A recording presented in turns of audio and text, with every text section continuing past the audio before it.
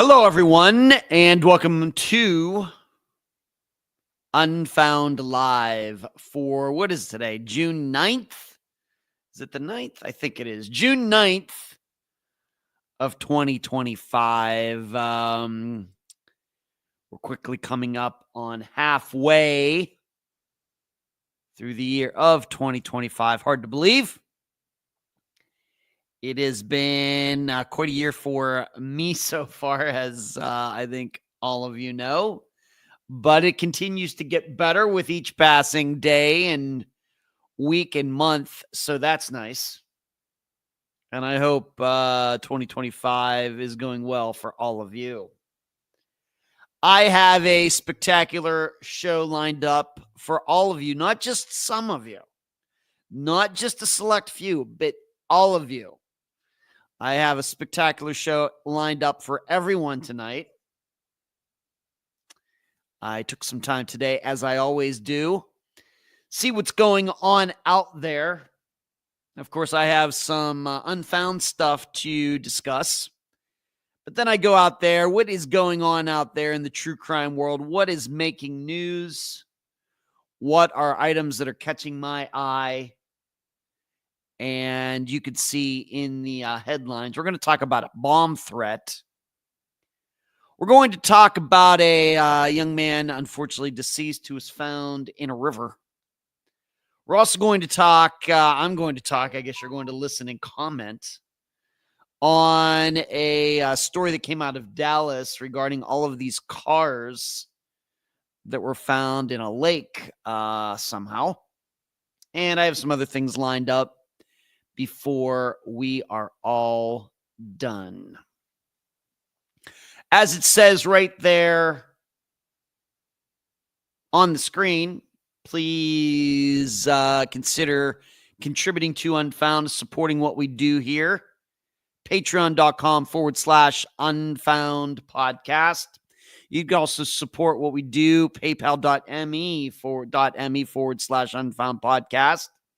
As you are watching tonight, you can hit the super chat button down there below the chat on many apps, not on all apps, but on many of them. And then you can also hit the join button if you are watching on YouTube this evening. You can hit the join button and support what we do there. You get some things on there that other people don't get, including getting the episodes early. So that's what's the setup, I guess you could say, for tonight's show. Starting, Laura was in early today, and she became a new member of the channel. Laura, thank you so much. Laura was in at 3:06 p.m. Eastern today. Good to see you. Thank you. So I don't know if you're in here now, Laura, but thank you. Thank you so much. D, what's going on? Good to see you. Amy, Charlie, Can. I know that is a dance, the Can. Hello. And Fishing, what's going on? And Neighborly, Deborah, Sarah, good to see both of you as well. So as I usually start off with on every live show, I don't know, some people I think maybe aren't, and just get to the true crime stuff. Well, it's my show, so I'll do what I want. But what has gone on with me since we all got together last Monday? I continue to sleep pretty well. I've been getting out in the morning and been doing some disc golf throwing. So that's been my exercise out there before it gets too hot. And I do go up, when I go up to the park up here, I throw in the shade, but it's still a little warm in the morning. And that seems to get me in a very relaxed mood for the rest of the day. And so I've been sleeping pretty well. And even last night, what did I sleep? 8 to 9 hours. And I even took maybe a 10, 15-minute snooze this afternoon. But I think it had something to do with my allergies or something like that. I don't think it has anything to do with my sleep or anything else. I think maybe got some allergies floating around here in June. So I've been sleeping really well, which is, as many of you know, quite a contrast to how I started this year. On a very bad note, trivia last week on Wednesday was a disaster caused by me. And not that we were going to win anyway, I don't think. But we got no points because of me. Unfortunately, one of my teammates had the right answer, and for some reason, I was thinking something else. And frankly, I talked him out of it because I can be that way sometimes. And we got 0 points. And so we've gone from first place by 50 points to behind first place by like 200 points and barely in second place. It was not good. And I was very pissed off about it. Nobody's fault but my own. I realize win as a team, lose as a team, but I am more than happy to admit that I messed it all up. And it happens. I mean, this is not the first time that I've had done it, caused it. Other people on the team have caused this kind of stuff too. Just kind of go through these phases. And it's something that we can mess up like 2 weeks in a row and still be in second place. That just shows you, how I think how strong the team is. So there is that. And I'm hyper competitive, as I think I've said many times, on everything that I do. And when it comes to competitions in my life, I dislike losing at trivia more than I dislike losing at disc golf, and it's not even close. So there was that. On Saturday, I went and played by myself, and first half, really good. Second half of the game, not so good. But I wasn't going to win anyway. I didn't know the final question anyway. And I was like the only person there playing by myself, and that can be difficult. And you really have to understand the way the points and everything for me to really explain it. I didn't manage the answers and the points that well. Should have taken a couple more chances on things that I knew, but I wasn't sure of. So that got in the way. But I hadn't gone and played by myself for a while. So that was a little bit of a change. It's been a few months. I like to, and still having that bitter taste in my mouth from last Wednesday. Got out and went over to Shark, saw several people who I knew from other trivia places. And like I said, first half was good, second half not so good, but what are you going to do? Hello, Can saying hello, everyone. Yes, and we're getting a few more people in here tonight on this Monday night. By the way, we've gotten some rain since last Monday, but today, last couple days have been beautiful. I was supposed to play in a disc golf tournament this past weekend, but I decided not to, and I got my money back. And really what I'm going to be doing is just practicing, and the next tournament that I'll be playing is at the end of August over in Orlando on Labor Day weekend. And that takes me to my new next thing I want to talk about is there's this new technology in disc golf called Tech Disc, TECHDISC, and it is a disc that is manufactured with electronics in it to measure a bunch of different parameters for your throw. So it looks like a regular disc golf disc, but in the middle of it, there's this little module. It's only about that big around, right in the center of the disc, that it measures 6 different parameters, and it is the hot new thing in disc golf. And I've known about it for a while. I've been wanting to get one, finally got one, and I've been using it to practice. And it is spectacular. It'll certainly tell you what you're doing wrong. as I quickly found out. Quickly found out. And so you just throw it in, I have my net, you just throw it into the net. It sends the information to an app on your phone, and you can see speed, wobble, how much the disc is doing this in the air. It measures how fast the disc is spinning, rotation. It measures the loft. So if it's coming out of your hand, what angle is it going up in the air or going down? It measures that. It measures nose angle. So if the disc is flying through the air, is the nose up? Is the nose down? And it also measures, angle this way. So this would be nose up, nose down going through the air. And this left and right is what we would call, another angle. So it measures these 6 different parameters, and it can tell you how well you're throwing the disc and whether the disc is doing what you should think it should be doing. And you can go online and really check and see what your stats should be and everything. And it'll tell you what you're doing wrong very quickly. Right now, I have a situation where I'm throwing what you would call nose up. You don't want the disc to be going like this, straightforward, but the nose of the disc is going up into the wind. That, of course, slows it down. It doesn't go as far.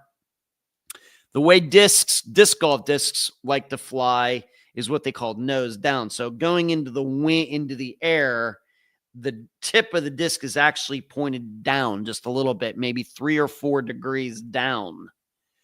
And what I quickly discovered that I'm throwing nose up, and I'm like, no wonder I don't throw as far as I think I should. And so that's something you have to work on. It's not something that is easy to correct right away. So there are techniques and drills that you can do. And of course, with this disc, you can keep throwing it, and it'll keep downloading the information to your phone. And after each throw, you can see, how, all those different parameters. And so it's going to take some time, but that is easier than maybe, videoing, myself throwing, which I've done in the past. Because video, really doesn't show everything, and things can be deceiving. And I even know when I throw the disc and what I think it's doing, and then what the computer says can be 2 different things. So I've been using this, 3 mornings now. The first morning must have been Saturday morning, and it is fantastic. It's fantastic. And Dee's saying, oh, no, don't tell the boyfriend. Yeah, Dee's, the man in Dee's life is also a disc golf player. But this is like the hot new thing that if you're really into disc golf and you want to get better, this is like the new thing to have. It's not cheap, but if you're into disc golf and you figure that you're going to be playing for a long time and you want to improve and you want to play well, you just, don't go out there and shoot 15 over par and make an idiot of yourself. This is something that probably can help you. So by me dropping out of some tournaments that I'd signed up for and getting my money back, that is kind of gone toward paying for that, kinda. So once again, it's called Tech Disc. And of course, I did a lot of research on it before I decided to get it. And already, it's just been a few days in, but already I'm excited about what it's going to do for my game. It's and this is something, it's something, like I said, very new technology just within the last couple of years. Of course, made possible by technology and phones, and apps and everything. And also because so many more people are playing disc golf now, there are actually tech companies who actually say, hey, there's enough people playing now that we can start to sink some money into some of these things. Whereas 10 years ago, even if probably technology did exist 10 years ago, but there might not have been enough people playing who would have been interested in something like that. But now there's a lot of money that's come into disc golf in the last 5 years since COVID. The pros are making way more money than they used to, and there's sponsorships and everything. So now, bigger companies, like I said, tech companies, other companies, now see a reason to invest in the sport, whereas this couldn't have happened even just 10 years ago. The sport has exploded due to COVID, mainly, I think, because people were looking to do things outside where you didn't have to be clustered up with people, people who might, these other sports, like you couldn't go bowling and all this. They started looking for things you could do outside that are fairly cheap. And disc golf is one of those sports. I mean, it's been really, it's been very amazing to see, being that I was playing for several years before that all happened. Pat says, hey guys, it's been a while since I've been online. The chats, it's 2:15 a.m. Wow. But I've not got to work in the morning. Well, welcome, Patch. It's welcome back from England. Hope you're doing well over there. And hello to you, 2:15 a.m. Okay, so you are 5 hours ahead of me. Can sounds interesting. It's like golf. I guess it is, can. It is, but like D says, but with frisbees, or we just call them discs. Yeah. And it's been something I've been playing for a while. Somewhat obsessed, but I don't know if I mentioned this, a month ago or 3 months ago, but I didn't touch a disc between the end of September and April. Didn't touch one, didn't throw one, nothing. I watched some disc golf and everything, but due to the hurricanes, all the parks around here were closed for 2 or 3 months. And then I had my sleep problems, and I didn't feel like I was going to the gym, but I didn't feel like going out and throwing anything, because I knew until I got myself back together, I wasn't going to be able to compete anyway. So I went, what would that be, 6 months? Didn't touch a disc. So I've only been back into it for, a couple months now. And as some of you know, I finished second down in Sarasota. Got some good ratings. Didn't play so well over here at Taylor, but I'm going to get it together. Finally, I think, with the help of this tech disc. My nephew loves playing disc golf. Yeah, it's a great sport. Other things going on. I'm continuing to work on my diet. Certainly have dropped a lot of things from my diet that I've been eating. And I'm only eating between noon and 6. And seems to be going okay. Not losing the weight as fast as I would like, but slowly, I need to lose like 10 more pounds at least. So that's what's going on here. The only one thing that I would say that I'm going to have a hard time. I'm not much of a sweets guy, but I am, a salt guy. I like eating dark chocolate, which, can be, is not as, it's better for you than milk chocolate, but I can go without eating dark chocolate. And I used to couldn't stand dark chocolate, but I took regular milk chocolate out of my life. But I know that I'm going to have a hard time with salty stuff. So like Cheez-Its, Goldfish crackers, popcorn. That's, the big thing. I've been buying some more fruit because it seems I can eat fruit again after many, many years of not being able to eat fruit because of some digestive issues. Now it seems like I can eat anything and it doesn't bother me. It's so weird. And it seems to have gone away like when I started having my sleep issues. The sleep issues caused these eating issues for me to go away. And now that I'm sleeping well again, I can still eat this stuff. Like there was no way, like a year ago, I couldn't eat onions. Now I had onion rings just to see what it would happen at trivia last week. No problem. No, I have no explanation. Zero explanation. And so I'm getting back into that, which is good. So I can eat some healthier things now. And like I said, this is going to be a slowly but surely type of thing. But it seems like, I mean, it's been years where I've been able to eat some of these things that I was not able to eat before because of digestive issues. Now they seem to have gone away. I have no idea.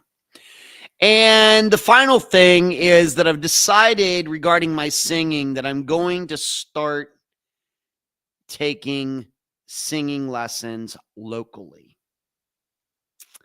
As you know, I've been doing this course for like 2.5 years. My voice is certainly big time improved. Still got a ways to go to where I want to be. And I tried doing the Zoom, over the internet with an instructor like once a month. And it's just not working for me. So if I'm going to do that, if I'm going to have some like one-on-one lessons, it's going to have to be in person. And I did find somebody. She's local here to Clearwater. She and I have been playing phone tag. I think that we're both very busy people, and I call her when she's busy. She's called me. Like, she called me while I was doing the think tank last night. And then I called her back today, and then she said she'd get back to me, and she hasn't got back to me yet. Whatever. But I found a teacher here who I've not even spoken to her yet, at least just only through email.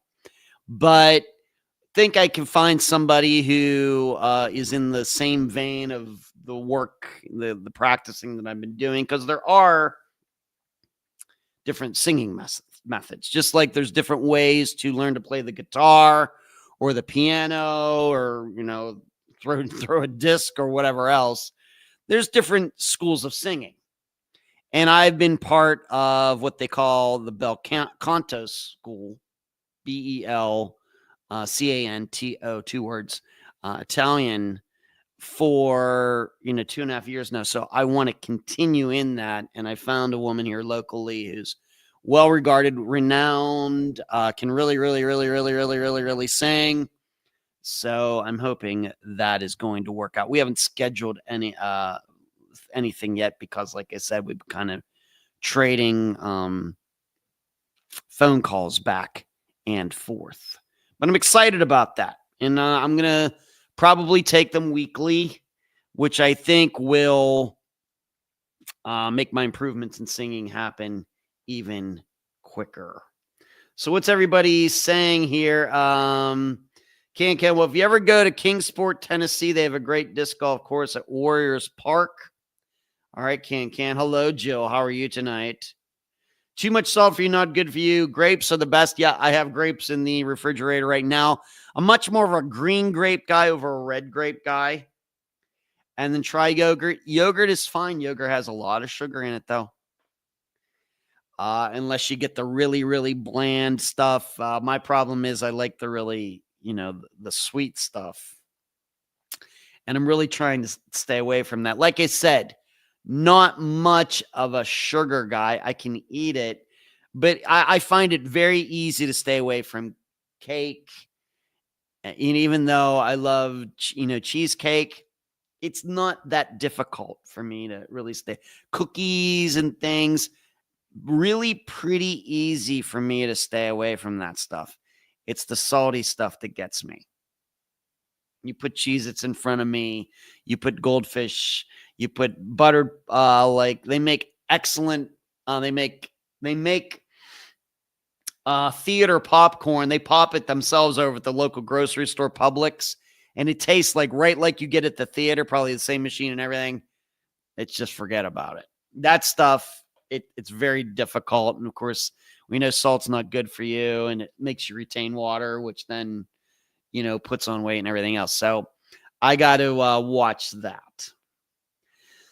So that's what's been going on with me. Things are, been pretty good around here, and it's good to be with all of you tonight. Once again, I haven't even mentioned this, but as you are watching tonight, thumbs up on this show, please. Please consider subscribing to this channel. I'd appreciate it. That'd be cool. And tell all of your friends and neighbors about Unfound the podcast and this YouTube channel. One more thing, my Pittsburgh Pirates have won 3 in a row, and right now they're winning 8-2 tonight. So I'm all excited about that. Maybe they're going to turn things around. Maybe they can even get to the record of 500, equaling wins and losses before they're done. Because right now they're like 13 games under 500, which is horrible. Really bad.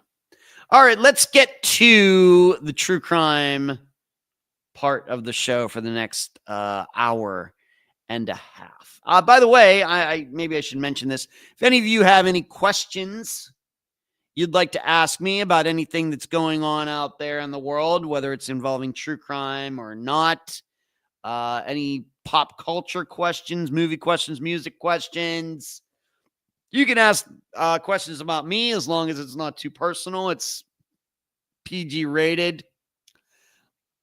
You can do that as well if you'd like tonight. Hey, D saying you did. Let me take a look at that. Maybe we'll just start off with D's question. What do I think about LA? You mean what's going on down there? I'm not touching that, D. I mean, if you're talking about those riots, I am not touching that. No way am I touching what's going on in LA. That's we don't do that stuff here. As far as LA in general, I've been to that city many times. I can tell you that I had a lot of great times in that city. Been all over that. I've been out to Malibu, Studio City, downtown LA. I've been all down to Orange County, down that way. I've been all over that area, Los Angeles County, all over that, Santa Ana, all that area. And I've been down there for fun. I went down there for work many times between like 2006 and 2009, driving from Las Vegas. I like it. I couldn't live there. And it has nothing to do with what's been going on recently. Just not really my type of place. But otherwise, given some of the laws and everything that they have there. But LA, it's a great place to visit. I'd go down there to have some fun again one of these days, but would not want to live there. Yeah, but I'm not. No, if you're asking me about what's going on down there, no. We don't do that here. But I think, hello, Ron. What's going on tonight? Good to see you. Talking of the Pirates, the new coach was definitely the cheap way out, but they're definitely doing better with him. Yeah, I think so. They seem to have a little bit of a different attitude. Certainly getting lucky. That helps. Sweeping the Phillies. I don't think anybody predicted that. Their pitching, the starting pitching has been excellent. Their hitting still is bad, but it's improving a little bit. The big problem they have is that all of their main best players, like in AAA, who could come up, they're all pitchers. They don't have anybody in their farm system, at least in AAA. I know that Connor Griffin guy's doing like in single A or whatever, but that really doesn't mean anything. As far as the Pirates, they don't have any Willie Stargells or Barry Bonds or even Andrew McCutcheon's playing, batting in AAA. Whereas they have a lot of good pitchers in AAA. So, what are you going to do? Can ask, how do you keep your hair so red, not being rude? It's just natural. I can guarantee you, I am never, ever going to ever put anything in my hair. Ever. Never. So what you see here is natural. That is just, I still have a lot of my original hair color here at 54. If you saw my biological father, you shouldn't be surprised. I mean, he died when he was 78, and he still had a pretty good head of hair, and it was not all gray. There was still some, more, younger color in it. And I continue to say, my brother Michael, who is 74 now, 74, my brother Michael's 74. He has better hair. Now, his hair is not long like mine. He used to, when he was a kid, he had long hair. He has better hair than I do at 74. So you can think about that. Charlie can vouch for that. Nephew Charlie in the chat can vouch for that.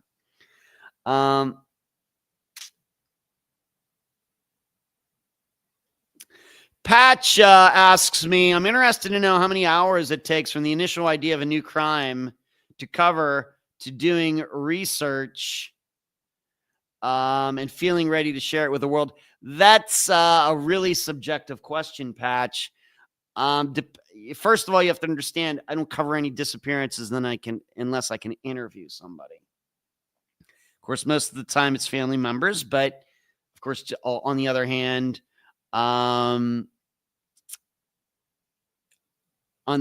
like we had Heather Grotman on, who's a blogger recently, to talk about Kenneth Playstead. It's a lot of hours. The average, when you get through the, contacting people and talking to them on the phone and then listening to the interview, the talk again and writing all the notes down and making sure things check out. And anything that I have to look into, if I think that the story is not complete, and then taking all those notes and maybe checking maps and writing out outlines to then interview the person and recording it and everything else. It's probably 30 hours per episode or something. Now, granted, you're saying, well, that's 30 hours, but I do a lot of other things, as well, regarding the podcast and everything else. Could be 30 hours, some more, some less. Just depends. But really a lot of the time is spent contacting people, which, as many of you know, it's been a little bit of an issue the last couple months. I spend a lot of time trying to reach out to people. And it gets frustrating when people don't get back to you. So, but that probably be my best answer. Of course, some episodes, like going way back to Cameron Remmer, it was way more than 30 hours. Whereas when I have Heather Grotman on, who comes on once a year, it's less than 30 hours. But it's probably somewhere in there. And then you have to figure that I write the blog, that it's a patreon.com/unfound podcast. That's 3,000 words a week that I write. I would say that that takes me about 6 hours, just that, to write 3,000 words, something like that. So it all adds up, Patch, is what I'm saying. Yes, can. Yeah, Charlie's saying it stopped at your generation. No. Oh, Charlie. Not my fault. Charlie, what are you saying? Charlie is my nephew. So if you don't, Can, you may be somewhat new. Charles is my sister's son, who is in the chat. He's here pretty much every week. And you can infer what you want from that, Can. All right, let's get to this past Friday's disappearance, where the topic was Vicky Smock And then to maybe at least a little bit lesser extent, her mother, who seems to also be missing. Her name was Arlene Smock, maiden name Arlene Huff, Huff. Put a poll question in the discussion group anytime we have an episode like that. Put a question in there, trying to kind of get a feeling of what everybody's thinking about a disappearance. And almost 100% of the people who answered that poll said that, yep, Shawnee, Vicky's father, caused both the disappearances of Arlene and Vicky. Almost 100% of the people in the discussion group answered that way. The people who decided to answer that poll. In the think tank, which I hold on Patreon, that is for the very, very, very special Patreon supporters at the $12 a month level. We get together once a week at 7 p.m. Eastern on Sunday evenings.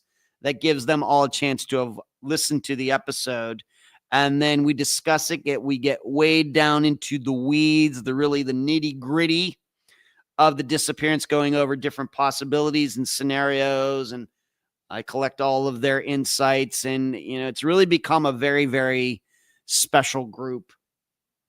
And it's the only thing of its kind in the world, where on a weekly basis, a group of people get together to talk about a specific disappearance in a very objective way, outside, it's not public or anything. So everybody's is free to say what they're thinking. They don't have to worry about, anybody knowing what they say. And so it's private, but if you'd like to be a part of it, patreon.com/Unfound podcast, sign up at the $12 a month level or above.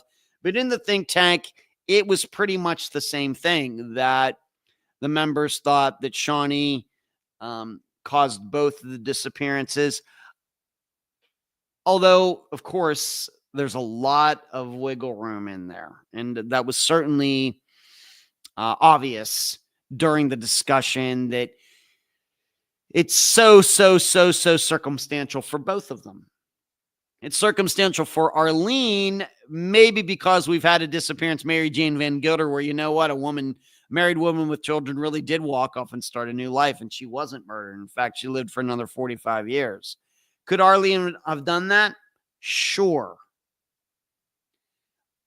But of course, we all know how unusual, unlikely, how rare that is. And then hard to understand, of course, with Mary Jane, I think is easier to understand. I think the other thing that makes Arlene's disappearance different from Mary Jane's is you have to remember Mary Jane's disappearance, her husband actually filed a missing persons report. You have to remember that. Whereas Shawnee, the husband of Arlene, did not. So there's that. I think that's a big contrast there. So there's wiggle room. As with Vicky, same thing, wiggle room. With the main point being, would a father really drop his daughter and some mystery man off at a bus station? The father doesn't even get the guy's name, can't describe him, nothing. Maybe. And then and on top of that, would Vicky have really asked her father to take her to the bus station when they really, by all accounts, were not that close? It seems unlikely.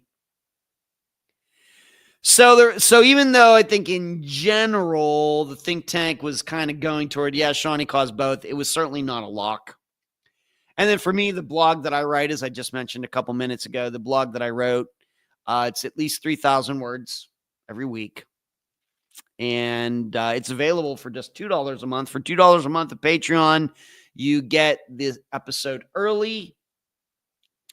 And you get the blog that I write. It's kind of like another podcast in and of itself, because I do an audio version of it, and that ends up being about 18 minutes long. So it's a quick listen.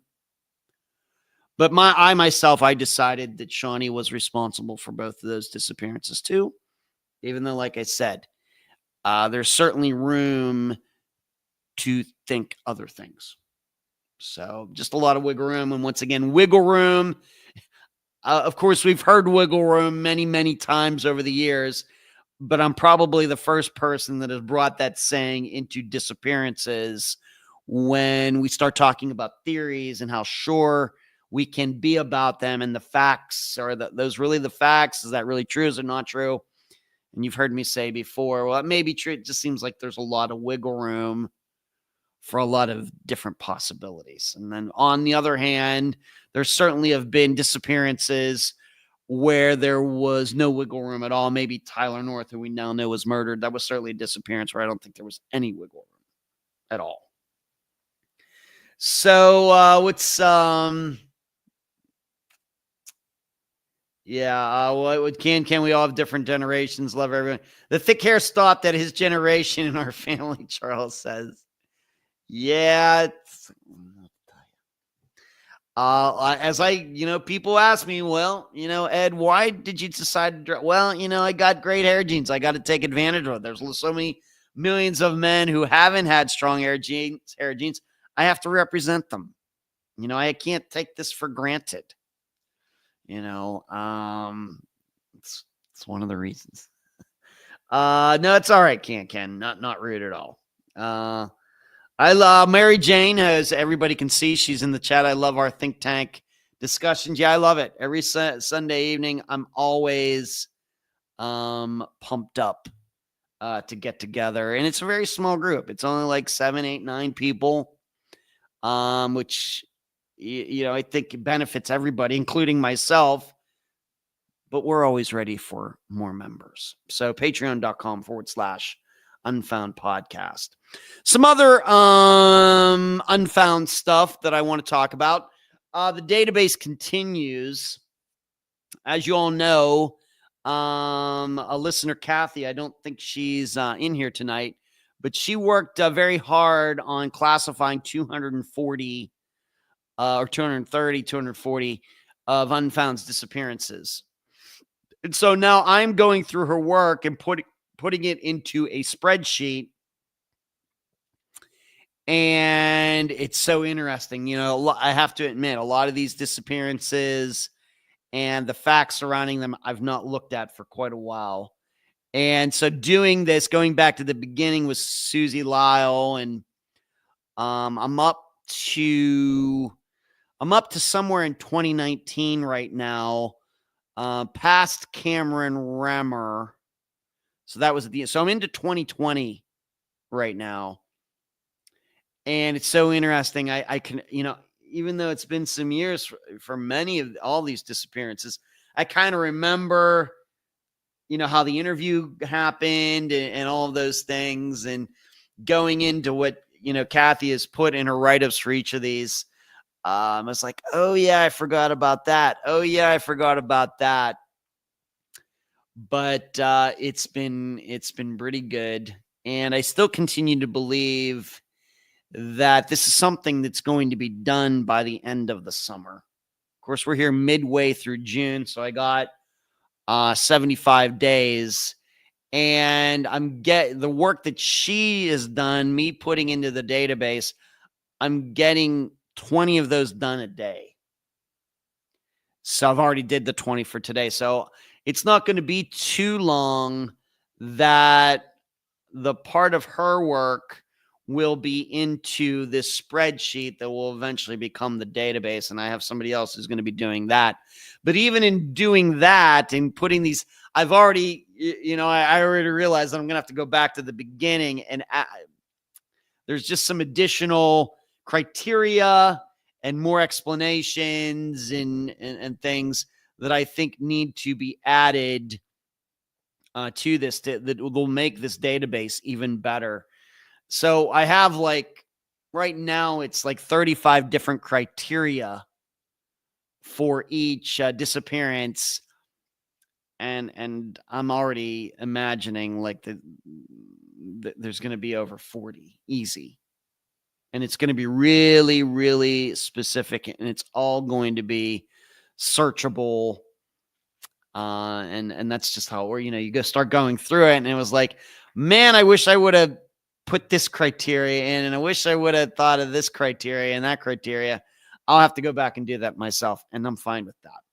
But it's going to be one of a kind. It's good.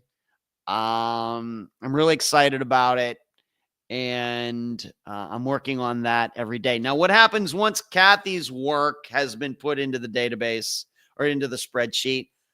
I'm going to have to do the other 130 disappearances and do them from scratch.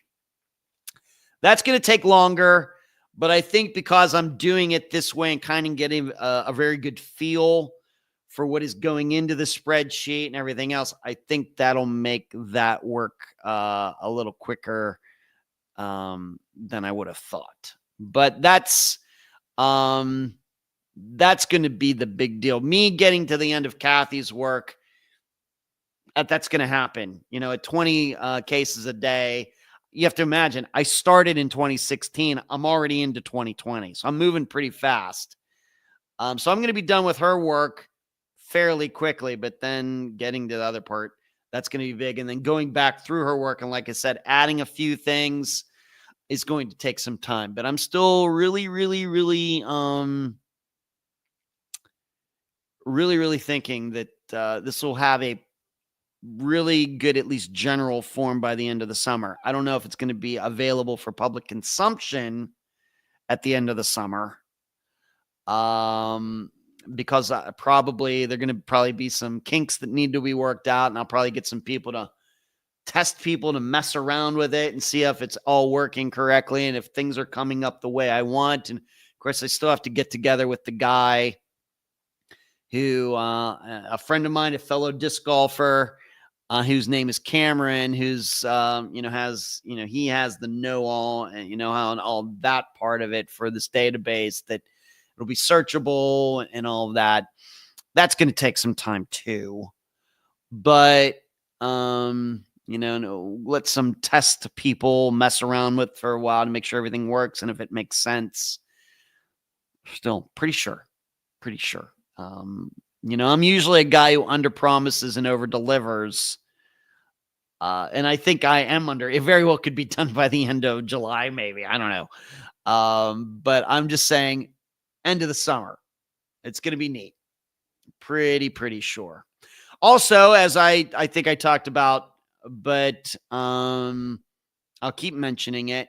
Going to get started. This new refurbished Unfound website is going to get done. And, and I have to admit, maybe even subconsciously, I don't think that this is a coincidence that this database is getting done at the same time that I want the podcast or the website redone. And then, of course, this other totally new website that's going to get created. I'm not saying I planned it consciously, but I think subconsciously I did. I don't think it's necessarily a coincidence that this is all happening all at one time. So the podcast website, I don't know how long that's going to take because I'm not doing the work. I'm paying somebody to do it. It's going to look totally new. And I've been disgusted with the website for a while. It works perfectly fine. I know many of you go to it, and I like it because it's a place where you can go to a page for a particular disappearance. You can see the articles. You can see any maps that I've done. You can see the YouTube link to the map video and the episode itself. It's all right there on one page. I love that. I love it. But the website itself does not look good. And I've never been able to figure out a way on my own to make it look good. So I had to go out there and find somebody who knew enough about it that could do it. And little did I know that this person happened to be my brother and his wife's former neighbor, who I know very well. I knew he was in computers and everything, but it was like, oh, yeah. So we're going to make that happen. And you can guarantee that at some point, once it's all done, that I will be talking about the website and pushing all of you to go there a lot more than I have. because like I said, it's just kind of been something that exists, but it just has never reached my standards, just to be honest with you. The content does, but you go there and it's like, well, who designed this website? A 5-year-old or something? And then, of course, the new website, which is going to be a lot simpler than the podcast site, is something that I'm going to be doing regarding missing persons consulting. I think that there are families out there who need some guidance, and they don't have, of course, I would tell them to never hire a private investigator ever anyway. Many of them do, much to their detriment, in my opinion, and the money they spent. But I think that there is a happy medium between them doing it all by themselves and not knowing what they're doing, or getting really bad advice from a bunch of people who don't, they're getting free advice from people who don't know what they're talking about. And then at the other extreme, paying thousands of dollars to a private investigator. The odds of that private investigator solving that disappearance are as low, and surely is, I know that spend anything to have their loved one come back, but the odds of that working are very, very low. I think there's somewhere in between all of that, of a happy medium where I can charge a very small fee, but give very, very, very good advice, very private advice, and type up a report from them after they tell me, everything that, that it very well may be these are new disappearances, disappearances are just a couple months older. They may be very old. What's that going to do for getting guests for the podcast? I don't know. Like I said, it's been a tough go of it here in 2025. That could easily change anytime. But I think that there many families are out there who they're looking for good advice from somebody who knows something, and who isn't, some of the people's names that have come up on the podcast before, on this live show, that are involved in disappearances, but it's clear they don't know what they're doing. And I think I have a responsibility to try to stop that. And like I said, the way I still continue to believe these disappearances are going to get solved is mostly by families doing the work on their own, not waiting around for the cops, and certainly not paying somebody to try to solve it. I think the happy medium is educated, smart, knowledgeable families and friends getting together to do these things. I still believe that's the best choice. I still believe that. And so I think I have to do some things to facilitate that. And like I said, not going to be a lot of money, but I can't do it for free either, like I do the podcast.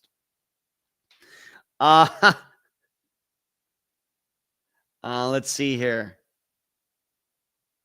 Mary Jane, I'm sure it's a good refresher going through this old episode. Yeah, it has been, Mary Jane, all these, up through 2020 where I am right now. Database is going to be exciting. Yeah, I'm excited too, as are other people who have told about it behind the scenes. Lisa, good evening. Just woke up from my nap. What happened, Lisa? Did Bill Murray wear you out this weekend? Yes, Ed. Yeah. Hey, you're going to tell me more on... So, Ed, when can I start sending people? You can send people to me anytime. Anybody can send anybody to me at any time they'd like. All right, if that's not clear. You got people for me to talk to, just send them to me. Email me, unfoundpodcast@gmail.com. They can email me. I'll talk to anybody. That continues to be the situation. I will talk to anybody. about disappearances. And one more thing regarding what's been going on with Unfound. I did write Steve Pankey back a letter today. I mailed it. And funny story, I mailed a card to my father for Father's Day. And I went over to the post office because I don't have any stamps. I go up to the stamp machine. If you can believe it, there is a whole sheet of stamps just sitting there in the machine. It's like a vending machine. It comes, slides down. There was a whole sheet, maybe 10 stamps just sitting there. I didn't even have to pay for them. There was a woman standing there, and it wasn't her. I even asked her, "Are these your stamps?" She goes, "No, I don't." I said, "Well, I must be living right." So I used one of those stamps to mail my father, and I used one of those stamps to send Steve Pankey his letter today. What did I tell him? I just told him, not much going on. I told him that my lawyer has advised me that probably now is not the best time to do a series on the investigation into the murder of Janelle Matthews, given that I have all the discovery materials and everything else. I got advice from a lawyer, and he goes, at this point, given that Steve is appealing his conviction, and it's probably not the best idea. So I don't want you to think I've forgotten about that. I was really looking forward to telling all of you about it on this live show and then doing a series on it, because it has been a complete eye-opener. But I can't talk about it. I'm sorry. I don't like teasing y'all. I didn't think it would be an issue, but good thing I checked. I'm not here to get in the way of the justice system, not here to the legal system or anything like that. And certainly I don't want to do anything that's going to put me on anybody's radar. So all of those materials are with me. I have let a few select people who I trust see them, and they know not to say anything about them. I just can't make them. I just can't do that. Can't do that for now. I'm not saying that's going to be the same way 6 months from now or a year from now, but right now, that's the way it is. And so I've told Steve that. I had some other things to say to him. I told you what he wrote me, and he has all these ideas about how to change the justice system to make it more fair for people who are convicted with circumstantial evidence and everything. I went over that all last week, but I did get around to mailing him a letter today. All right, let's get to what. Yes, you can start. Like I said, yeah, you can send people to me. Lisa, yes, Ed, too much excitement wore me out. Yeah, if everybody doesn't know, Lisa in the chat, she went and saw her favorite famous person of all time, Bill Murray. I guess he has a band. And what do they call it? Bill Murray and the Blood Brothers or something like that. She went to see them, and she got to meet Bill Murray, and she was all giddy about that, like a schoolgirl. And she's later tonight. I was just wondering, did it wear her out? Let's get to this bomb threat. Now, I think I did mention this when it happened back in April. And of course, this happened right here in Pinellas County, over there at the St. Pete Airport, not the big Tampa International Airport, but the St. Pete Airport, which is here right in this county. Like I said, they take commercial jets there too, like Allegiant goes there, a couple others, but it's a much smaller airport. I don't think it goes to any locations outside the United States, but it goes between a lot of smaller airports. You're not going to take a flight from St. Pete to JFK or anything like that. Well, back in April, I think in the article, I think it says April 25th, there was a bomb threat on a plane. So what happened was this plane had flown in from somewhere, took a couple hours, everybody gets off, more people get on, and it was rolling out to the runway, and a flight attendant saw in one of the lavatories, the bathrooms, that somebody had scrawled a message that there was a bomb in the cargo hold. And so, of course, the plane stopped. They turned it around. They got everybody as quickly as they could off the plane. The whole plane was searched. They found nothing. And in fact, I think for the rest of that day, everything was shut down over at the St. Pete airport. And I haven't used the St. Have I ever taken off from the St. Pete airport? I think probably have a couple times. But when I flew out to, like, for example, up to Colorado, to Greeley, Colorado, to Denver, those 3 years in a row, of course, that was from Tampa. The times that I've flown to see my dad, or even my mother too, before she died, I flew from Tampa. But there have been a couple times where I've used St. Pete for some reason. But that means a lot to me. It's right here in this county. And those jets, when they're coming in, a lot of times they fly right over my place, right overhead. Zoom right over here, and they circle around and land.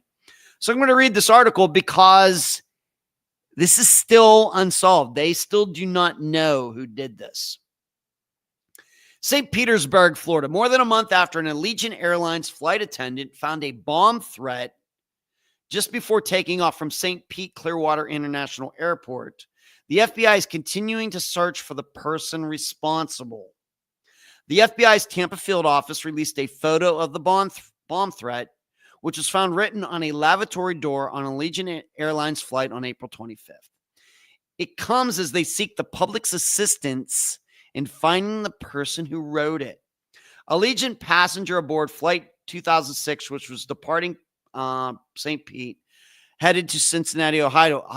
But as the plane was taxiing from the gate just before departing, a flight attendant found the message on the lavatory door. The pilot then immediately stopped the plane and helped work to evacuate passengers. The passengers were quickly deplaned, and the Pinellas County Sheriff's Office swarmed the airport and spent hours that night searching multiple flights for anything suspicious. Officials said at the time nothing was found. Allegiant flight attendant, investigators said the flight landed at the airport about 2 hours prior to the incident from Cincinnati and was scheduled to depart St. Pete and head back to Cincinnati that same evening with about 170 passengers. So, of course, this story has been out there since April 25th, but it's only been within the last few days that they actually released a picture of the actual message that was written.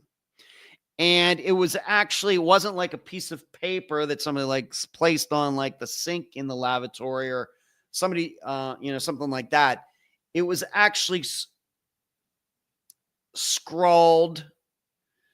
It wasn't carved, but it was scrawled. The writing is not very good, I guess is what I'm saying.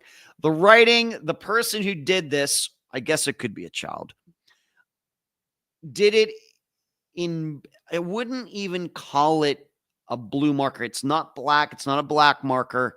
It's not a pen. It's not a pencil. In the picture, it looks blue. In fact, when I think about the kind of blue, Facebook's logo, that blue, or it's almost purplish, it's just, in my opinion, just a little lighter than that color. Of course, you can find it online if you want to look for it. You'll find the picture. But it's scrawled in there, and it does give the impression to me that this might not have been an adult who did this. What could make me, though, think that it is an adult is the word cargo. I don't know, the word cargo, I don't know if this was like a 12-year-old. I don't know if that would be a word that a 12-year-old writing something like that and doing, as a prank or whatever. Kid didn't know what he was doing. I don't know. I don't know if a child would write check cargo. That sounds like language to me that an adult would use, or at least If it's a teenager, somebody in their late teens, 16, 17, 18, this doesn't sound like a 12-year-old. So I guess what I'm saying is, even though the writing looks like a child's, I am inclined to believe that it was someone of an adult age who did it. Now you should know something. You may be wondering, well, this is pretty rare. Well, it is rare, but it's not. These bomb threats and things like this are not as rare as you think. You can Google this. You can search on the internet for this. You can see all over the world, at least a few times a year, you get something like this that is a fraud. Now, of course, some people do it because, of course, they're just crazy. There are some people who do it because, they have some sort of agenda. They look at jet planes as damaging the atmosphere. That happens too. But a lot of these are caused, the like bomb threats are by people. Now, usually you don't find something like this where it's actually, written inside a plane. That is rare. But you should understand that a lot of people do these bomb threats because they're late for their flight. This is a thing. Somebody's going to be late for a flight, and somehow of course, payphones these days are impossible to find, but they will, the person will call in a bomb threat on their flight. It gets delayed, which means they don't miss their flight. And in fact, if they may not have wanted to get on the plane to go home anyway, but had a hard time explaining it to somebody, so they came up with that excuse instead. Now, you should know, most of these people do get caught. These people who have called in bomb threats because they were going to be late for a flight or something, especially with technology today. Of course, the phone calls get recorded and all of that. They usually track these people down. So bomb threats, not as rare as you might think. And you have to realize, though, on the other hand, how many flights and how many airports are happening every day. Thousands and thousands of flights every day. Just go to flightradar24.com and see all the jets that are in the air on the earth right now. You can't even count them. It's like stars in the sky. So given that many flights all over the world, you're going to get over the world, all around the world, you're going to get some kooks who call in things. And of course, we know that schools, I remember going to Leechburg High School in Leechburg, Pennsylvania. I think we had when I was in elementary school, we had a bomb threat out at Gilpin Elementary. And then when I was in high school, we had at least somebody called in a bomb threat there too. So these things happen. But when you get something that's actually written on, and it was actually written on the inside, it seemed to me, the inside part of the door of the lavatory, that's pretty rare. Pretty rare. But what it does, though, it really narrows down who could have done this. It's either somebody who was on the flight before that was landing and somehow nobody went into the lavatory until this plane was taking off. That seems unlikely. Don't flight attendants usually go in and check those types of things between flights? I would think they do. I don't know that for a fact. I don't know anybody who's a flight attendant. And of course, I've never had the job, but it makes sense to me. So, but it's still a possibility. Somebody who was on the flight from Cincinnati coming to St. Pete and did that, and just nobody saw it until the plane was leaving again. Of course, could be somebody that was a passenger on the plane maybe they didn't want to leave. Maybe they didn't want to go to Cincinnati, whether it's a tourist who didn't want to go back home or somebody who lives here in the Tampa area that didn't want to go to Ohio. They found a way to get out of it. What would be interesting to know is, did everybody who was on that plane end up taking the later flight when all the, the planes were allowed to take off again. I'm guessing they looked at that. I'm thinking that would be one of the first things. Of course, this is the FBI. This is a federal offense. This is big time problems for whoever did this, whoever gets caught. Big trouble. Big trouble. Even though nobody got hurt, nothing, big trouble. You don't mess with flights and the FAA and the FBI. You don't do that. This is way worse than even stealing a car. So you then have to check, did everybody who was on the flight get back on the later flight? I'm guessing they would check that. So it doesn't seem that's led anywhere. They had to have checked that. So maybe it's somebody who works at the airport. Now, who would have had access to the lavatory while the plane was on the ground? It was a very short amount of time, just a couple hours. Maybe some of the people who come in and stock, I know we don't get served much these days, but soda, crackers, could it be one of those people? And then I guess you can't rule anybody out. I guess the FBI would have to interview all the pilots and flight attendants as well. And still, over, almost 2 months later, it's gonna be a little while before it's 2 months, but 45 days later, we don't have an answer as to who did this. Granted, it was a prank, but it's still at least a little bit scary. I mean, it doesn't scare me. I mean, I would get on a plane. I wouldn't, if any of you were looking to fly, I would not worry about it. This is, we had this talk back when all those planes were full. We had the plane thing that happened, plane crash in DC. We had the one in Philadelphia. I mean, there's planes falling out of the sky every day. In fact, I was just watching a video about one before I started the show tonight. You have to remember, planes are falling out of the sky all the time. It does not help you to be fearful of it. At least, don't let the media scare you. This is a very common thing. Flying is still very, very safe. Although I would never get in one of those little propeller planes, and probably not a lot of private jets either. But, so you have to look at everybody. You have to look at the passengers who were on that plane, the passengers who were coming from Cincinnati on the plane, when the plane landed.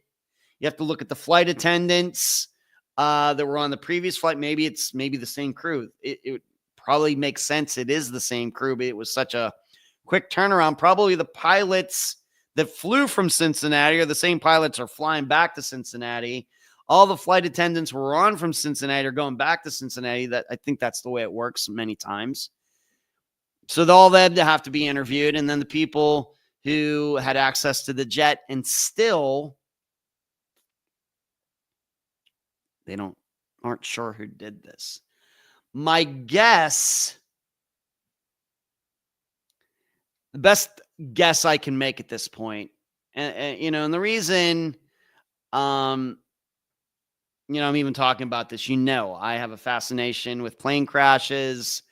And even though I don't like flying that much, I do have a fascination with aviation and stuff like that. What's probably going to eventually give this person away is whatever was used to write that message. Because when you look at it, you can tell it's not, I would not call what was used to be a regular writing utensil. It was not, one of these, very, very common black markers, or even the shade of blue marker. You know what I'm talking, those unerasable, I use a black marker to mark my discs, put my name on it, my phone number. If I lose one, somebody call me and get it back. That kind of black, regular, whatever they call those types of markers. It's escaping me right now. It's not even the blue version of that. It's not a pen because the writing, you can tell it's too thick. The lines to make the letters are too thick. And really, it's not even in what we normally think of the blue color when it comes to ink pens. And so it was something unique that was used to write that. Now, if the FBI can figure out what was used, now that may take some time.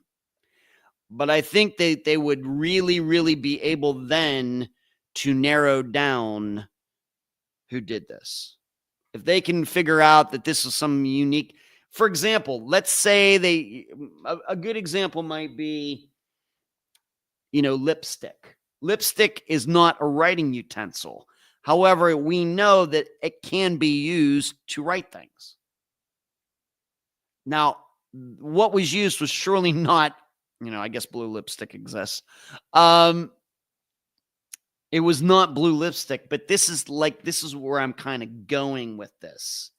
It's something that is used for some other reason that can also be used as a writing utensil. And given that particular shade of, like I said, it looked blue to me, but a lighter blue, almost like a bluish, purplish, lightish, like lavender or something. Look at me, or periwinkle or something like that. If you go to your 64 box of Crayola crayons with 64 different colors in it, it's something along those lines. That has to be unique. Has to be. Amy is saying Ireland. See, that's what I'm talking about. It's great thought, Amy. Thank you. Yes. That's what I'm talking about. Something along those lines that can be used as a writing utensil, but isn't. And of course, if it's an eyeliner, even though I know there are guys out there who use eyeliner and everything, then I suppose we should be looking at a woman, although it could be a guy who was using it to make everybody think that it was a woman. But also, then you combine that. I still inclined to believe that even though there are just kooks out there who call this stuff in, just like bomb threats get called into schools and everything else, to write it, this is somebody who is on airport property. That is unavoidable. This is somebody who got through security, most likely legally, whether it's a passenger or the crew or a worker at the airport. Whoever this was on airport property. Whether they got onto the plane in Cincinnati through that security system, or they got through over here at St. Pete. It's a very, very limited number of people who could have done this. But I have to tell you, even though it's been like 45 days, I'm still inclined to believe that they're going to catch this person. This isn't something that I think is going to go away. If I really had to guess, this doesn't sound to me like somebody who is, like I said, my word, not very scientific. This doesn't sound like a kook to me. Somebody who's lost his or her mind. This could be something personal against Allegiant Airlines. Of course, we know Allegiant doesn't have the greatest reputation. They have disgruntled a lot of passengers over the years. I know my sister-in-law, Laureen, was on a flight on Allegiant within the past 5 years, and she claims, I'll never do that again. She had some problems with something. She goes, I'll never do that again. This is kind of the direction that I'm going with this. I don't think that it was some kook who got onto the plane and scrawled that and got away with it. Now, what's confusing is you would think that given that it was written on the inside of the lavatory, that even narrows it down. Did nobody notice somebody going to the bathroom? Did they not remember? Did flight attendants not remember who used that lavatory? Because the flight attendants usually are around those locations or on the ground.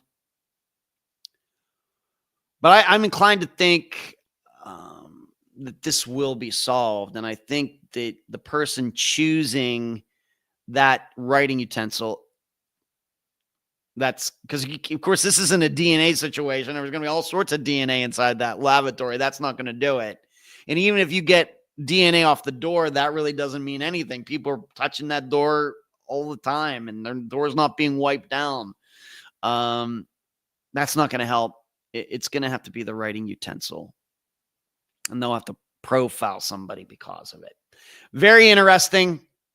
I think that I would be interested in this, whether it happened right here at the local airport, or in LA, New York, or London, or Japan.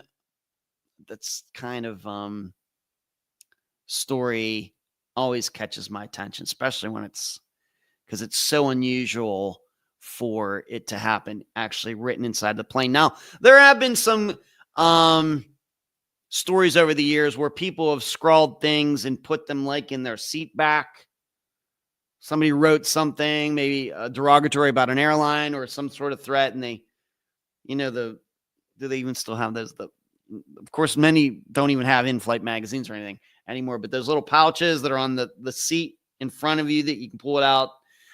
Sometimes bomb threats or things like that have been found in those, but once again, pretty rare. And of course, if it's stuck in the back of the seat, well, that can really narrow down who did it. So of course, there's a reason that the person did it in the lavatory, because then that person's hard to catch. All right, moving on. I want to talk about this bunch of cars in Dallas. And this catches my attention. Of course, we've covered a few disappearances on Unfound where cars went missing. We know that in a few of those, cars were found in water. Esther Westenbarger, Donald Irwin. So we have some experience in this area, but is that what is going on here in Dallas? Let me allow me to read this article. Crews found nearly 10 cars in a pond at Lake Cliff Park in the Oak Cliff neighborhood of Dallas this week. And it's believed some of the vehicles may have connections to missing person cases. I'll offer my opinion on that in a bit. Police say that the vehicles were found as part of routine cleaning, which hasn't been done at Lake Cliff in about 10 years. WFAA chopper footage of the scene Thursday, so this past Thursday, showed crews gathered around an older vehicle on a trailer that appeared to have been pulled from Lake Cliff off Colorado Boulevard, and crews searching in the water. As of shortly after 5 p.m. Friday, crews had recovered 9 vehicles from the water, police say, concluding their work at Lake Cliff Park for now. Dallas's new police chief was on the scene of the recovery Thursday and said the cleanings are part of a new initiative to potentially solve crimes. We're starting a new operation, Diving to a Cleaner Dallas, Dallas Police Chief Daniel Como said. We're going to do our very best to pull out as many of them as we can today, and we're going to continue on until we get the cars all out of the lake, and hopefully it leads to us solving some unsolved crimes. Police will investigate the vehicles pulled from the water. Amber Perez was one of the many onlookers at the park. She came in the hopes of a lead to finding her missing brother-in-law, Ernesto Martinez, who hasn't been seen since December. With everything in us, we want him to come home, Perez said. It's really hard to tell a family, just be patient. Amber noted every car that got pulled up from the water, none were connected to Martinez. You got to cross something off your list and say he's not there, she said. Missing persons detectives are also wondering if one of the vehicles could belong to 88-year-old Myrtle Polk, who vanished a year ago. Her family says Polk was in the early stages of dementia when she was reported missing. She's a former Dallas school teacher and longtime church member, and her disappearance devastated everyone who loved her. My heart, it's broken. I'm confused. I don't understand how she's just gone. How do you just disappear, said Tawama Walton, a church friend of Polk. Polk's family has maintained hope as Dallas police continued to look for her. When asked if Dallas police had gotten a hit on any of the cars that had been pulled, Chief Como responded, at this point, we don't know, but we will do a full investigation and see if they're connected to any crimes or just stolen cars or just someone trying to get rid of a car. Now, big question. Do I think any of these are going to be connected to missing persons cases in the Dallas area or anywhere else. I would have to say that the odds are not very likely. And when I say odds, I don't mean just all of them. I mean any of them. I think they said there were 10. Maybe they're going to find more. To think that all 10 of them would be connected to missing persons cases would be one of the wildest stories in the history of missing persons. We have to remember that. Now, am I open to the idea that maybe one of those cars could be connected to a disappearance? And that means maybe a body is found in the car. Once again, maybe it's an Esther Westenbarger situation. Not, drinking and driving, fell asleep at the wheel or whatever, goes into the pond and dies. That happens. Happening all the time. I guess I could be open to that, but then I have to start figuring what are the odds that this person ran off the road, went into this pond or lake, died in the car, and then that lake or pond just happens to have a bunch of other cars in it as well. It seems unlikely. My impression is that most of the time when these kinds of things happen, these people drive into rivers or lakes or whatever that don't have any cars in them. Or if they do, it's not in the same area. Of course, like the Mississippi River, of course, it's one of the longest rivers in the world. There are surely cars in it. And I'm even open to the idea that there are some missing person in their cars in that river, and those disappearances haven't been solved yet. But to say that a car that went into the river in New Orleans in Louisiana is connected to a car that went into the river in St. Louis, which is also along the Mississippi River, it's a little too much for my imagination. Where it's clear here, these cars are all in the, it's not even a lake. They call it a pond. I've not looked at it a map. I mean, if it's calling it a pond, it can't be that big. Which tells me most likely that the same person or a group of people started putting cars in there, and they kept putting cars in there because they weren't getting caught putting cars in there. They got away with it once. They did it again. They got away with it twice. They did it again over and over and over. Now, could these cars be connected to some crimes? Sure. Car used in some crime. It was stolen. Of course, you watch enough YouTube videos about crime, you start realizing a lot of these mostly men who are, sticking up convenience stores and everything, and they pull on a car. That's a stolen car. That's not one of their cars. That's some car that they stole somewhere. Maybe there's even a carjacking connected or something. But they're not rolling up to that 7-Eleven in their own car. They've stolen the car. They get back in the car. They drive it down the street. Maybe they abandon it on the street. But a lot of the cars get dumped in a river or pond. And so what I'm saying is I'm inclined to believe that's what's going on here. I think that this is a group of individuals who are committing crimes in the Dallas area by stealing cars. And then after they get away, this is where they dump the cars because this is convenient for them. And they maybe just know this pond never gets searched, of course, until now. Pretty sure. I could also be open to the idea that those cars are in there due to some sort of insurance fraud. Of course, crime, bad crime. People go to jail due to insurance fraud. But it's a different kind of crime than what I'm talking, of course, regarding any murders or convenience store stick-ups. This would be a situation where somebody has a car, can't make the payments, they don't want to default on the loan. So they say, hey, I'm going to park my car here. I'm going to leave the keys in it. and they're going to pay somebody to go steal the car and dump it and make the car disappear. And then when the insurance company eventually pays out, the person who owned the car splits it with the person who actually got rid of the car. Once again, a very, very, very common crime in the United States, especially when the economy's not good. Especially. And I even have to be honest. The reason that, of course, I was not involved in this at all. But back in my drag racing days, back in Western Pennsylvania, and knowing, doing some kind of Fast and Furious racing too, if you know what I'm saying, you can't help but run across people who are in that line of work, who get paid to steal cars for people, and then the person gets paid off. The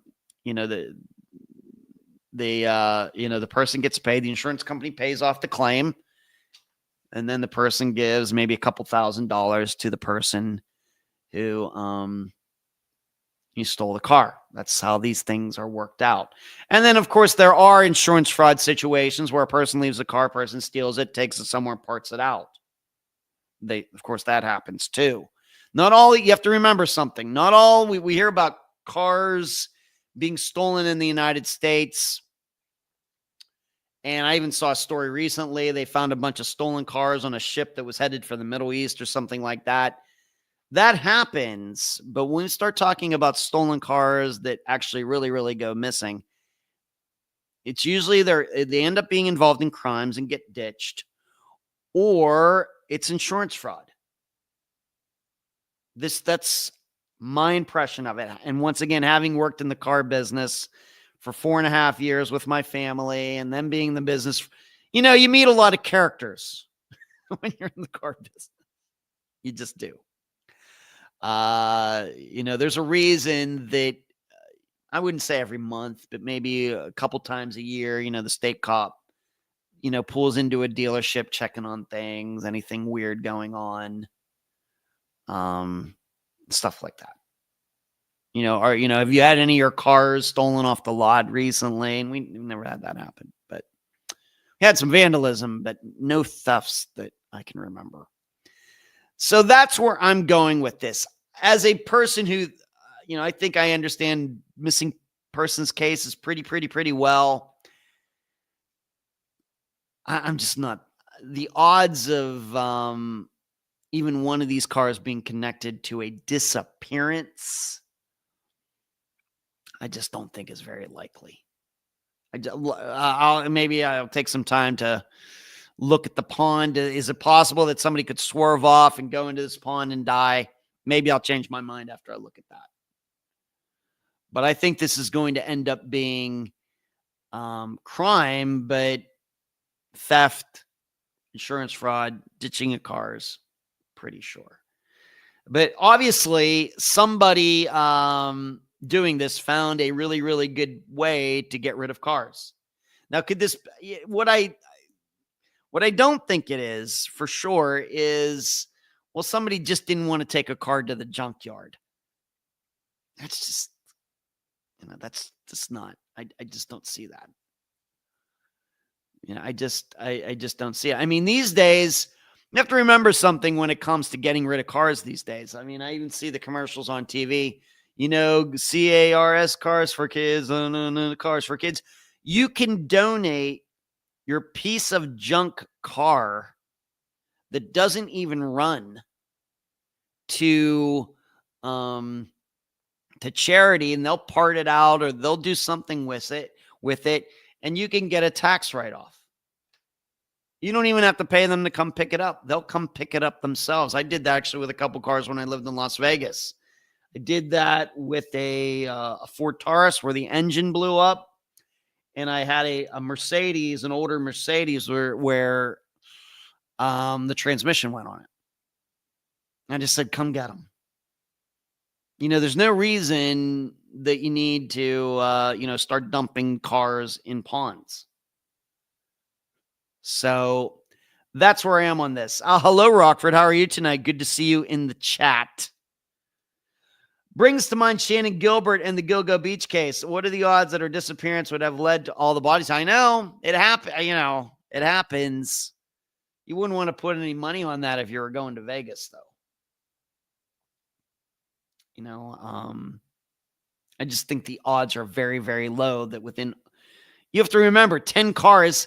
Certainly those are a lot of cars to find in a pond.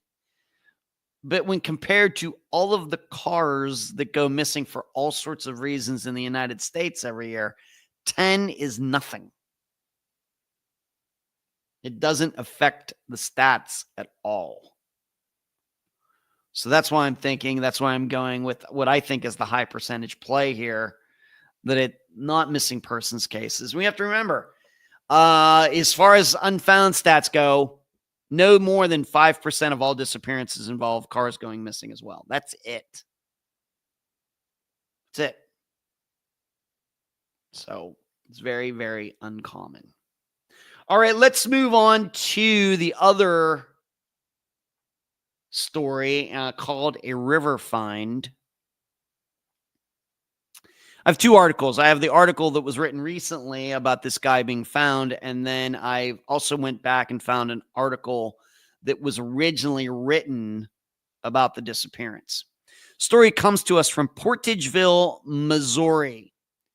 2 years after a Louisville man went missing, officials have identified his body as one recovered from the Mississippi River in Missouri.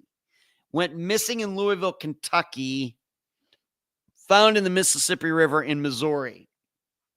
The New Madrid Sheriff's Office received calls about a body in the Mississippi River on June 2nd of 2022 in Portageville.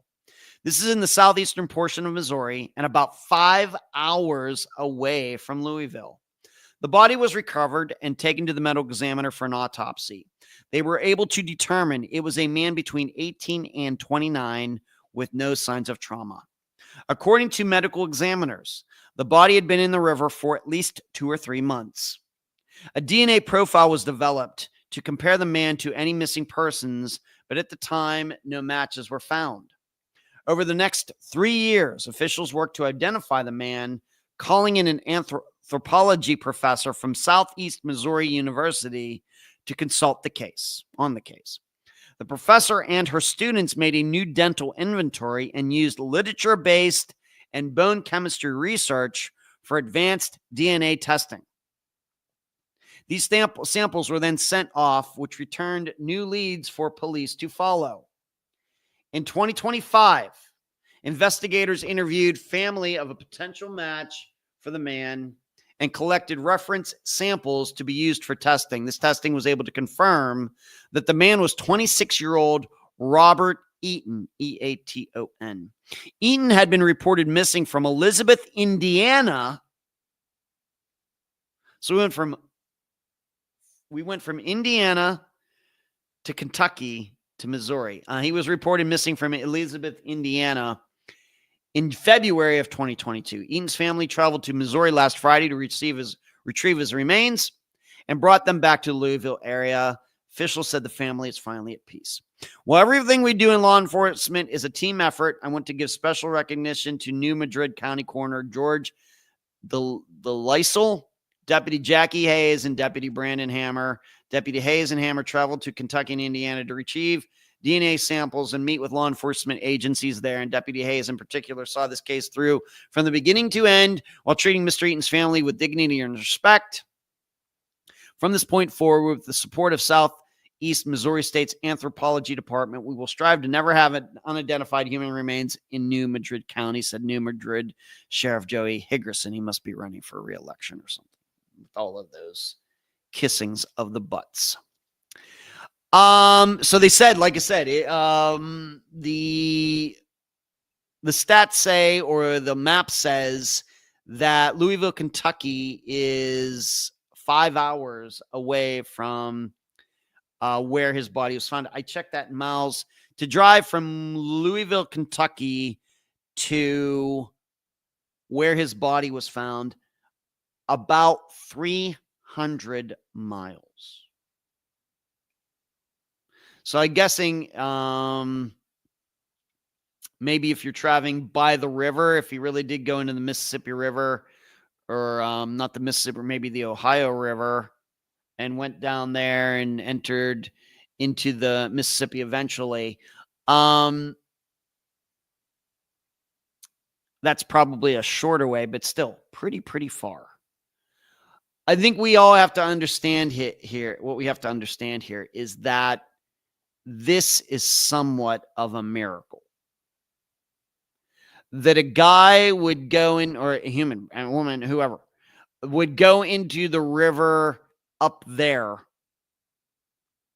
and actually be found in the river 300 miles away, 5 hours away, however you want to put it, is about as unlikely as as you can believe. It just I don't, they don't get into the exact circumstances. Was his body hung up on shore, or was somebody in a boat and he's floating out there in the middle of the river or something? I don't. Maybe there is an article. I have to admit that I didn't look for that specific an article with the specificities, or the technicalities. A word that's easier to pronounce. I'm not sure about what the actual circumstances was, how he was discovered. All it says is he was in the river. This is so rare that somebody goes in the river and seen so far. Now do bodies get found in the river? Yes, they do, but usually not that far away. We hear about people going into the river, whether by accident or on suicide, jumping off a bridge, and they're usually found downstream, a mile downstream, 3 miles downstream, which even that is kind of far. 300 miles downstream, can't even imagine how unlikely that is. But this does reinforce something. I don't know. I don't know if any of the guests have ever taken me up on this, but I will stand by this idea. So when we look at disappearances that could be like this, where we think that people might have gone into a river, whether by choice or by accident, whether it's Ben Archer or Shane Fell or Jake Latchley, and there's some others. I have to tell you, one of the things I've told the families, here's what you should do. Find out what the river was that day. Was it high? Was it low? Was it fast? Was it slow? And be prepared for the next time that river, the Delaware, the Mississippi, or whatever, is in a similar situation. Then what you do is you take, as best you can, and I know this has been done before. I've heard about this having been done. Take a mannequin of the same body weight, same size, throw it into the river, and see what it does. Where does it go? How far does it go? What does it do? Does it get hung? It's a test. I realize that you're really pulling at straws, but what else are you going to do? When we get into some of these disappearances where we could believe that these people went into the water, you can't realistically search each side of the river. You can't do that. You have to have somewhere to start. And so I think what doing that would show as well, if there are curves in the river, and we have to remember, when you see curves in the river, that means the water is slowing. The water is slowing down for, and the windiness.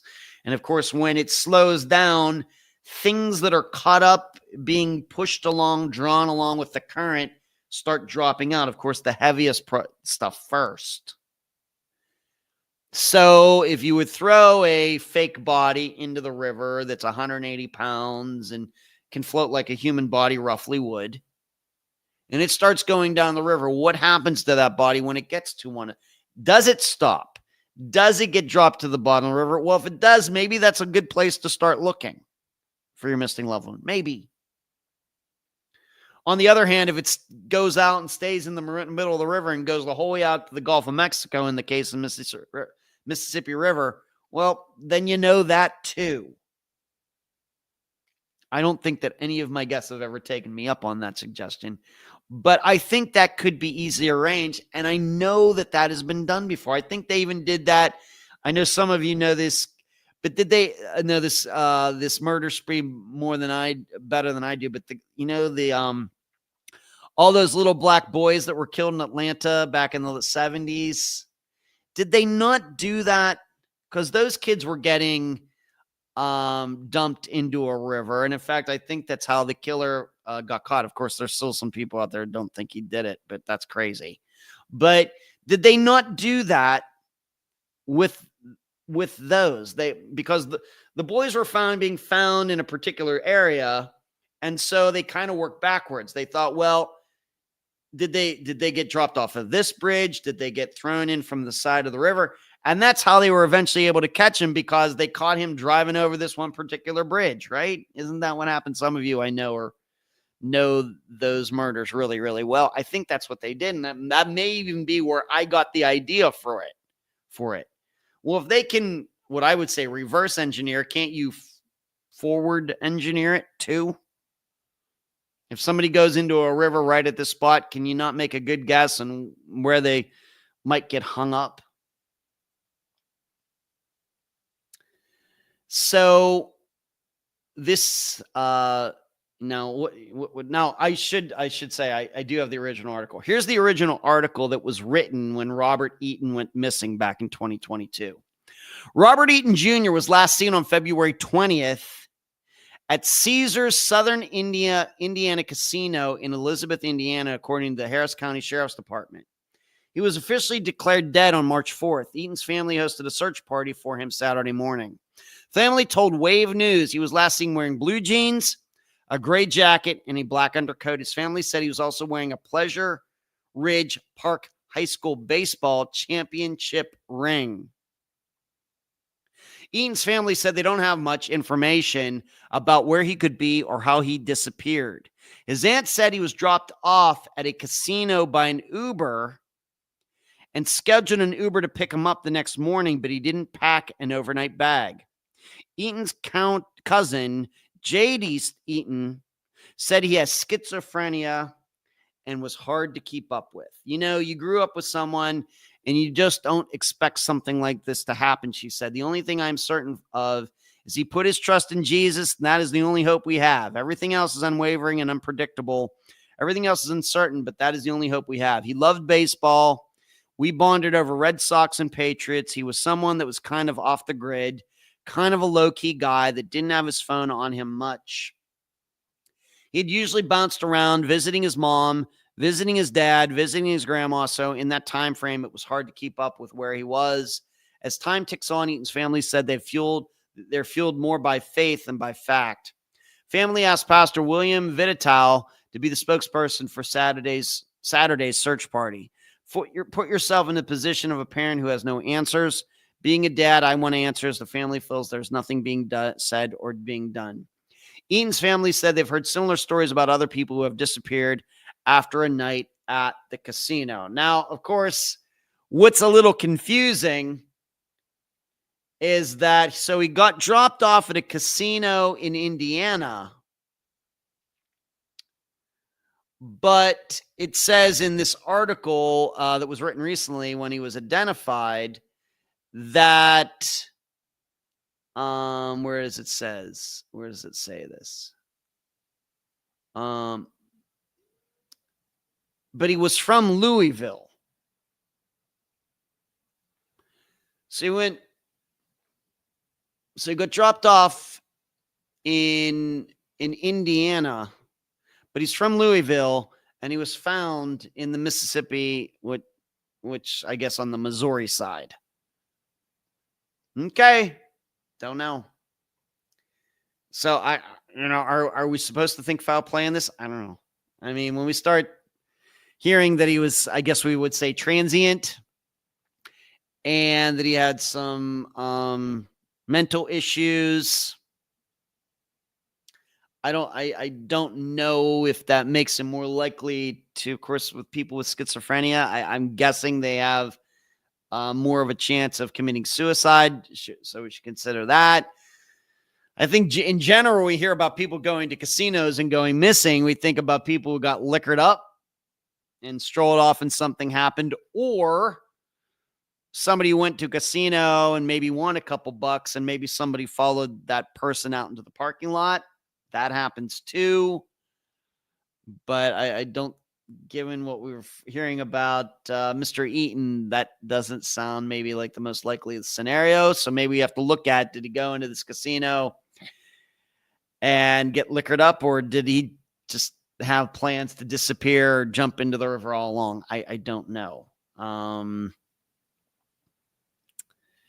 But given that we now know a little bit more about him, I got to lean away from a foul play scenario and maybe look at a suicide scenario. It's just hard to put that all together that, okay, they call him a Louisville man, but he went to a casino in Indiana.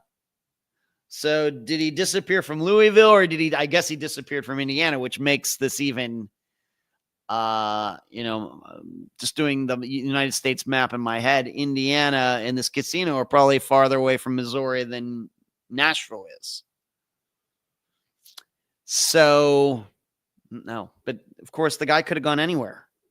Of course, it does seem that he was found in the water in the Mississippi not long after he got dropped off in Indiana. So it's not like he was roving around for months and months and months and then ended up in the river. I guess my impression is that he went into the river not long after he got dropped off at that casino, I guess. But this is what makes it so tough. If it were easy, everybody would be doing it. But these, when we saw just, if you're wondering what's inside my mind in general about disappearances where people go into rivers, I got to be honest with you that, and of course, if you know Unfound's catalog well enough, you know the names. In fact, I just said some of those names not long ago, a few minutes ago. But those disappearances where we think that people went into rivers, I have to believe are some of the least likely to be solved. And so that's kind of the mindset I'm in when I'm reading a story like that. I'm comparing, I'm like, man, this is just, I of course hope that Shane Fell and Ben Archer and Jake Lachelet and Holly White, who might have gone into the Rio Grande, I of course hope they're all still alive and they all come back to their families tomorrow. But I think the odds say that they all went into the water, and that man makes that does make it it's very, very difficult. But I still think, as I stated before, I still think there's a way to narrow the search areas down, even now. Even for Shane Fell, who went missing, I think, in 2011, over 10 years ago. And some of these others. I think there's still a way to narrow it down. The problem, of course, is that, they do searches and they'll go out in the river, but they're looking 2 or 3 miles downriver. This guy was 300 miles downriver and just happened to be seen by somebody, or this would be a disappearance that would have never been solved ever.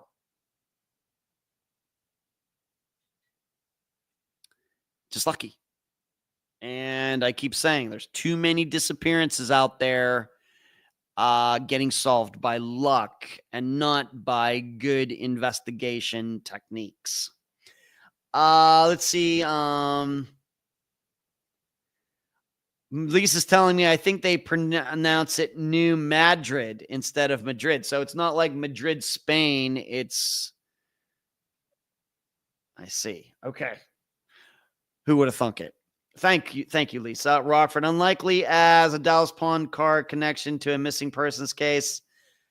Yeah, nicely done there, Rockford. Rockford, I was thinking Green River Killer, but that rings a bell with Wayne Williams. Yeah, Atlanta, yes.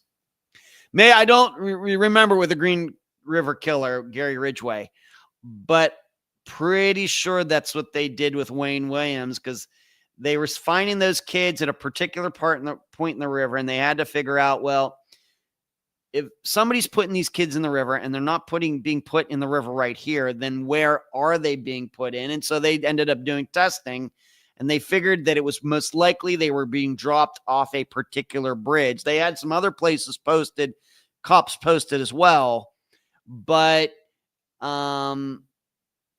had one guy sitting out there, and there comes Wayne Williams and stops on the bridge. Pretty sure that's how it worked. Like I said, I've not read anything about that for years, but I swear I think I originally got that idea, a suggestion I've made to guests once in a while. Rockford, Kentucky does not have casinos, but Indiana does. Therefore, a really real resident would have to cross the bridge to Indiana side of the river. Okay. I just guessed. Let's see here. Let me see something. Just doesn't say which the Caesars Southern India. So maybe it's right across from Kentucky. So Caesars Southern Indiana Casino. All right, so maybe it is close to. It's right there. Like I said, I did not look at a map. Okay. Missouri likes to name towns after big cities, but pronounce them differently. Yeah, how hickish of them, Lisa. Certainly there's been something about doing this podcast for almost 9 years. People will not hesitate for a second when telling you that you pronounced the name of a town wrong. It's always weird to me. It doesn't happen a lot, but you have a 2-hour episode about a disappearance. You have a mother on there talking about her missing daughter, and all the facts and everything they've been through and everything. And then somebody posts on YouTube, yeah, you don't pronounce the city that's like the person's only comment. Yeah, you mispronounced that city. Oh, that's what you took out of the episode. Okay, gotcha. Doesn't happen a lot, but it happens enough for me to say, man, that's weird. So there you go. I'm happy for Robert Eaton's family that they can bring him home. Of course, I'm not happy that he's deceased. I just hope his family understands how unlikely it was that they would get him back. It's just, man, so rare, especially when you start talking 300 miles away. All right, what are we doing this Friday? I'm supposed to do this interview tomorrow, and I think it's going to happen.